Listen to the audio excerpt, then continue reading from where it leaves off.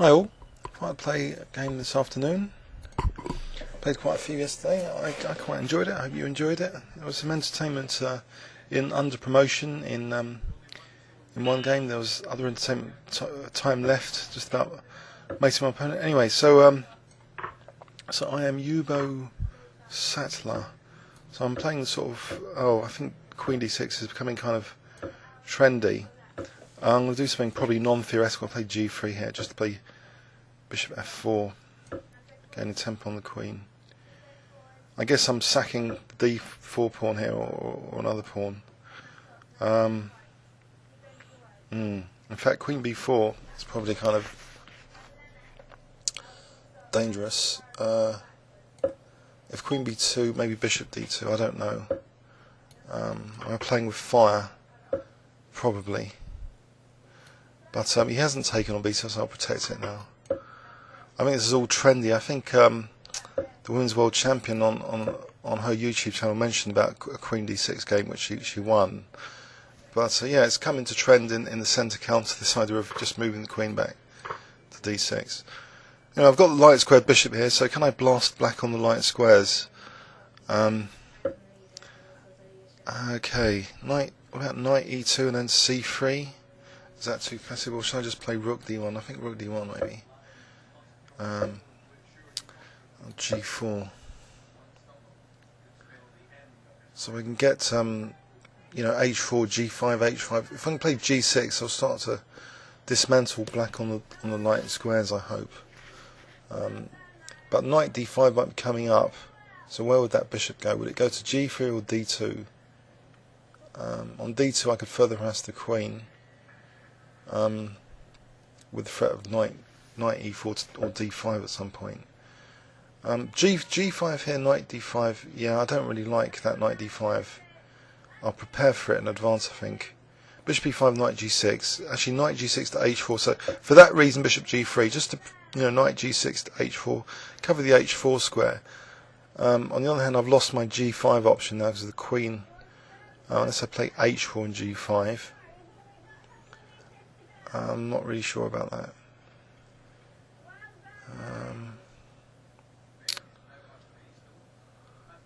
Does the opponent want to play C5 at some point? Was that too risky? The diagonal was too risky, isn't it? So he seems a bit cramped, and I've got nice control of the position at the moment. I'm going to be very tactically aware, though. Things can collapse quite easily in chess. Okay, so here, what about B4? He just takes on A3. Bishop H4 might be interesting. Bishop H4. Knight G6, Bishop F6. A nice pin there, maybe. Can I use that to gain a tempo? So Knight G6, could I just take on F6? If Bishop E7, I wonder actually about Knight E4, because Knight takes E4, Bishop takes E7. Alright, Knight E4. Just trying to exploit that pin.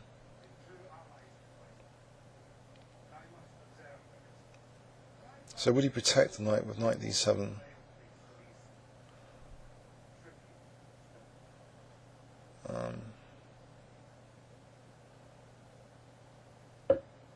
Yeah. So here, what about Bishop G3 though, to play Knight D6? Bishop G3, allowing Knight E4 though. Does the simplification on E4 favour me or not? That's the question. Should I just, maybe play Knight C3 here to still try and get in, or G5, or Knight D2 to C4 to try and ID6. Knight D2 seems tempting actually. I think I'll go for that. Try and spring it back with Knight C4, but also to play G5, and if Knight D5 there's also C4, so I'm not blocking in the C pawn by playing Knight D2. I've still got C4 in reserve here. But what really is the strategic significance of playing G5 here anyway?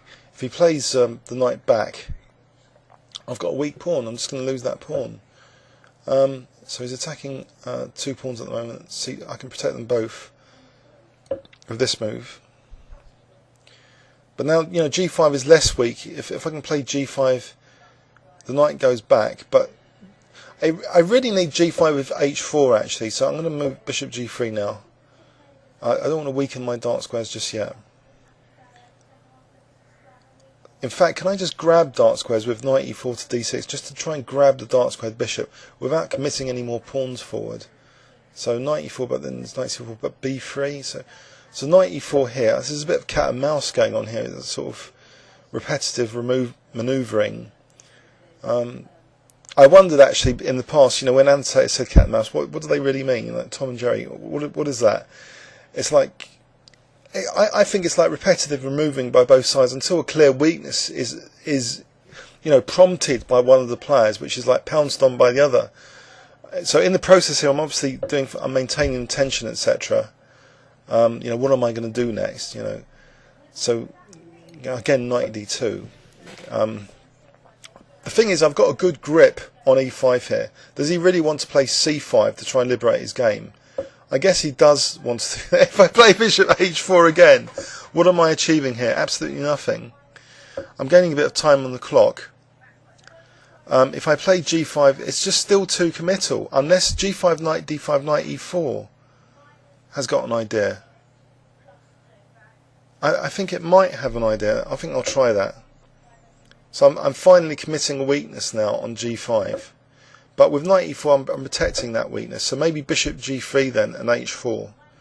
So the cat and mouse game is nearing an end, but he's only got about a minute left. So if I have created highly committal weaknesses by playing this, you know, hopefully he hasn't got enough time to exploit it. I'm going to back up the pawn soon with h4 anyway. So again, I'm also threatening knight d6. So once this pawn is supported, I'll try and get this control of the dark squares going.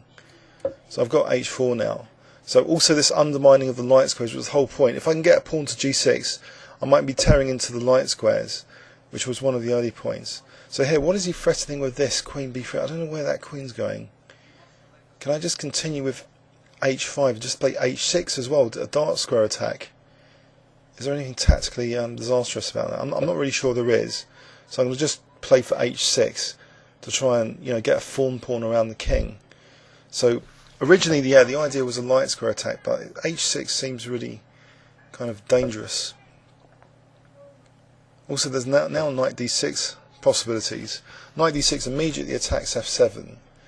If I get the dark squared bishop, or bishop g5, queen f7. So if I get that dark squared bishop, I think that's good news if I get that bishop. So I'll play knight d6. So I'm attacking maybe b7, f7, but b7 is protected anyway. If he takes on g5, I mean, he might try that. No, queen f7, queen g7 is mate. So is he going to give up that dark square bishop? In which case, you know, the liabilities here are really no big deal. You know, these pawns are great, and I've got a dark square bishop. He's offering a draw with like 20 seconds left. I mean, is that a bit cheeky? I mean, is he going to resign here? There was a lot of cat and mouse so far in this game. He's not moving.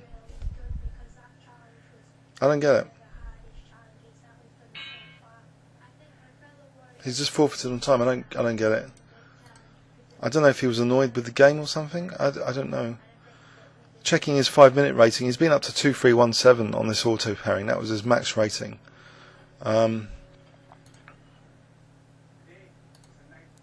If we do a finger on his oh, okay, let's just have a quick look at the game. So it was an odd game which he just got worn down. I think maybe he could have just taken on b2. There was no big deal taking on b2 here. I didn't really know. Bishop d2, what am I doing after that? I think I need to look this up. You know, he seemed frightened to do that, so he gave up his light squared bishop. And there was a lot of manoeuvring now, until finally I had the bottle to play this g5, because I thought the knight on e4 made it okay. I think this made it more positive to play h6 and knight d6.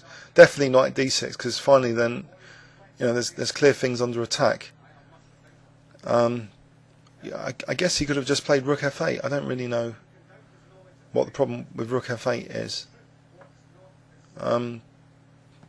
Maybe he just felt he was getting outplayed. I don't really know. Please leave any comments or questions on YouTube. Thanks so much.